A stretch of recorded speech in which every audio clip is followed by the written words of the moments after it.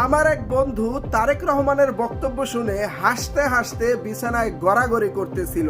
ও বারবারই একটা কথা বলতেছিল যে একটা দলের প্রধান কিভাবে এমন হালকা কথা বলে। তারেক রহমান গতকালকে একটি সমাবেশে বলেছে, জামায়াত ইসলামের মুনাফিকি এবং তাদের মিথ্যাচার এবং শিরকের কারণে এই কিছুদিন আগে আল্লাহ পাক রব্বুল আলামিন বাংলাদেশে ভূমিকম্প দিয়েছেন।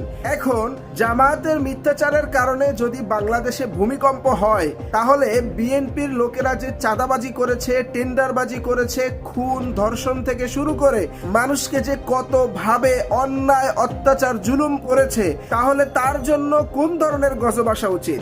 এমনই ভাবে আওয়ামী লীগ সরকার বলেছিল রানা প্লাজা জামায়াত ইসলামের লোকেরা ধাক্কিয়ে ফেলে দিয়েছে। সেই একই ধরনের কথা বললেন তারেক রহমান। 5ই আগস্টের পরে বিএনপি কি করেছে সে সম্পর্কে বাংলাদেশের প্রত্যেকটা মানুষ অবগত আছেন।